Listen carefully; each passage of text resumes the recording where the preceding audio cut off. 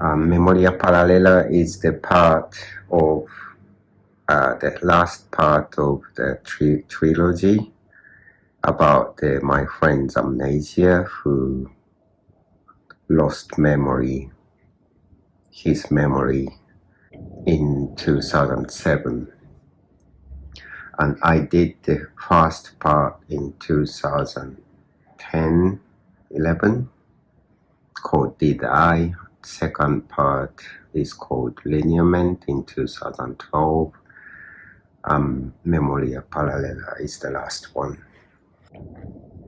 Memoria Paralela is its Spanish title. It's because I've made this work for Spanish exhibition, but it's parallel memory, which is start from one spot to go to one direction and the other, but goes to the parallel way.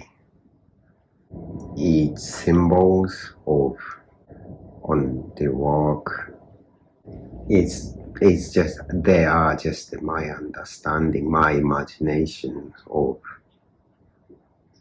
explaining what the memory does and based what the memory does and how it works based on his loss of memory.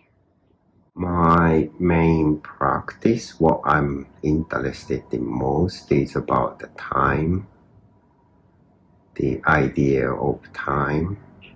So that's why I use videos like moving image. It's because that contains the elements of time. It's linear. It changes in every moment. When I was a student, I studied sculpture, which was more like a static practice, but I always try to include time within my sculpture. So when I started making moving image work that already has it, I use this time as a medium of my creation. I try to shape it, I try to sculpt the time to make up my own artwork. The reason I choose to use narratives, is that something I've never done before. Since I moved to England, which was 20 years ago, and start making artwork, I try to avoid to use the language. It's more like a visual presentation. It's first of all, just because it's difficult to communicate with people in England. Like start with my friends, classmates and tutors, and I hate using words to communicate. I try to communicate with visuals. But then this time maybe I just thought it's good to try to use narrative. It gives more direct way of communicating with people. It works in some way and it doesn't work in the other way.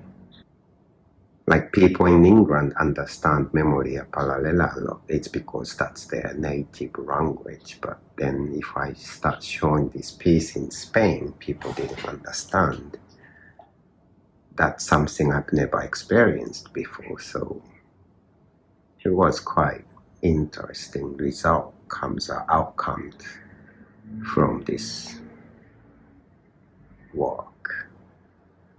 And also I found that the narration could be my new medium to produce new work for future. So this is, for me, it's new medium.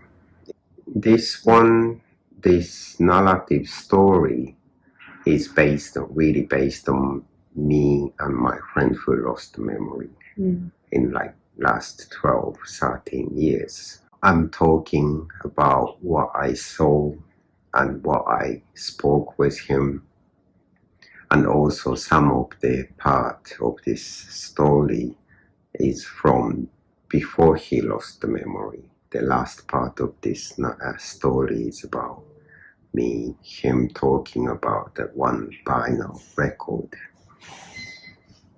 that he doesn't remember. He doesn't have this memory of what we talked about. But that is non-fiction, but I try to make it more like a fictional story. One of the photographs I took when we made a trip to France with this guy who lost the memory. Before he lost the memory, we went to France in Paris to buy vinyl, and I had this small camera, the film camera. No, that was negative film, and I shot him enjoying Paris, trip in Paris, sightseeing in Paris. And I had this photo for years, and then when he lost the memory, my friend said that I should bring any photography with him to prove that we are friends from before he lost the memory.